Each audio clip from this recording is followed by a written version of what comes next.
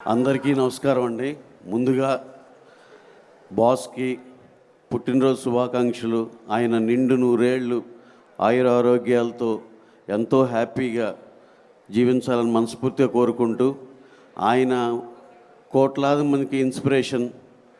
అలాగే ఆయన సినిమాలు పక్కన పెడితే ఆయన చేసిన సేవా కార్యక్రమాలు కానివ్వండి, ఇవన్నీ బ్లడ్ బ్యాంక్ కానీ ఇవన్నీ దానివల్ల లక్షల మంది బెనిఫిట్ అయ్యారు. అలాగే ఆయన మా ఇండస్ట్రీలో కానీ ఏదన్నా ఉండి ఎవరన్నా రోడ్ బ్లాక్ అయిపోయి ఎలారా ఈ సమస్యకి అంటే కారు రోడ్ నెంబర్ 25కి తిప్పి చిరంజీవి గారి ఇంటికి వెళ్తే పరిష్కారం అయిపోయినట్టే. అలాగే పర్సనల్గా మాకు 3-4 పెద్ద సహాయాలు. సార్ ఇలా ఉంది సార్ పరిస్థితి అంటే అన్నీ అర్థం చేసుకుని నిమిషాల్లో సెటిల్ చేసేవాళ్ళు. అంత పెద్ద మనిషి.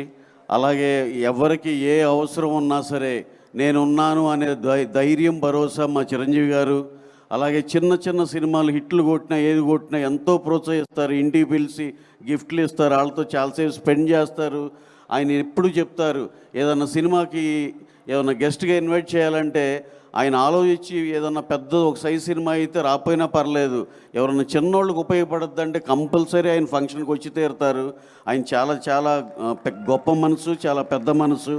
ఈ విధంగా నేనేంటంటే చిరంజీవి గారి గురించి సినిమాల గురించి కన్నా ఆయన అదర్ సైడ్ ఎంతో ఉన్నతమైనది. ఎందుకంటే మేము పర్సనల్గా చాలా చూసాం. మాకు ఏదైనా సినిమా హిట్ అయితే ఆయన ఒక అప్రిసియేషన్ లెటర్లాగా పంపించేవాళ్ళు. డియర్ నవీన్ రవి, ఈ సినిమా ఇంత అయినందుకు ఇది చాలా సంతోషంగా ఉందని అవన్నీ ఫ్రేమ్ కట్టించుకుని ఇంట్లో పెట్టుకుంటాం మేము. అలాగే పెద్ద లక్షల్లో ఉండే ఏదో చిన్న పెద్ద గిఫ్ట్లు కూడా పంపించేవాళ్ళు ఆ మెమరబుల్గా ఉండటం కోసం. చిరంజీవి గారు నిజంగా మనకి బయట వాళ్ళకి అంటే ఎక్కువ యాక్సెస్ లేని వాళ్ళకి తెలిసింది సగం అయితే, ఆయన ఇంకో సగం ఆయన చెప్పుకొని ఏమంటారు దాన్ని, ఆయన చేసే గొప్ప పనులు ఇవన్నీ ఇంకా చాలా ఉన్నాయి అసలుకి చెప్పుకోవాలంటే. ఇక ఆయన ఏ రోజు దానికి పెద్దగా ఇష్టపడరు. అలాగే మా ఇండస్ట్రీలో ఎవరికి ఏ అవసరమైన కార్మికులకు కానీ దేనికి కానీ ఎప్పుడు ముందుండే మనిషి. సార్ మీరు ఇలాగే అందరికీ కావాల్సిన వాళ్ళలాగా మీరు ఎప్పుడు అలాగే చిరస్థాయి నిలిచిపోవాలి సార్ అని చెప్పి మేము కూడా అందరం వీలైనంతవరకు అందరూ కూడా మీ అనుమానం నుంచుని అందరికీ నలుగురికి 4 ఏమైనా సహాయం చేయాల్సింది ఏమైనా ఉన్నా సరే అందరూ కాంట్రిబ్యూట్ చేస్తాం సార్.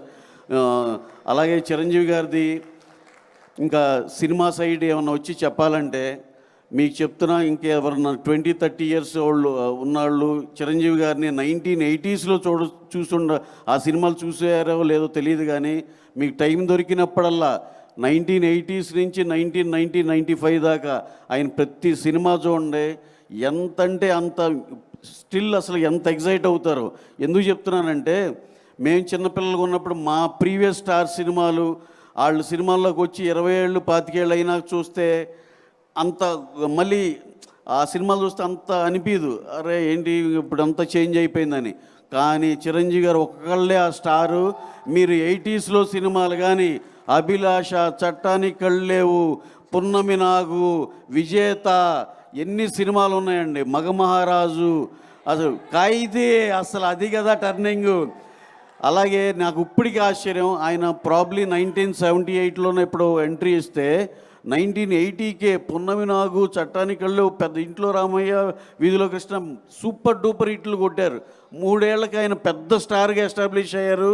కట్ చేస్తే 83 ఖైదీ వచ్చింది, మార్చేసిన సౌత్ ఇండియన్ బిగ్గెస్ట్ స్టార్. అంటే 78 నుంచి 5 ఏళ్ళలో ఇంత స్టార్డమ్ అసలు ఇంపాసిబుల్ అది.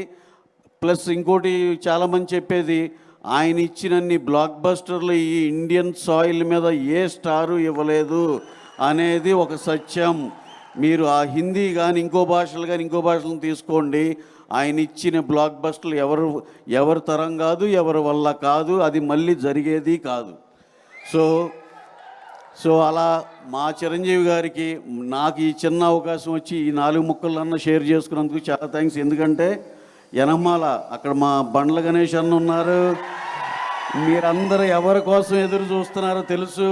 అలాగే చాలామంది మాట్లాడాల్సిన వాళ్ళు ఉన్నారు కాబట్టి ఈసారికి క్లుప్తంగా ఇంతవరకే మాట్లాడి ముగిస్తున్నాను.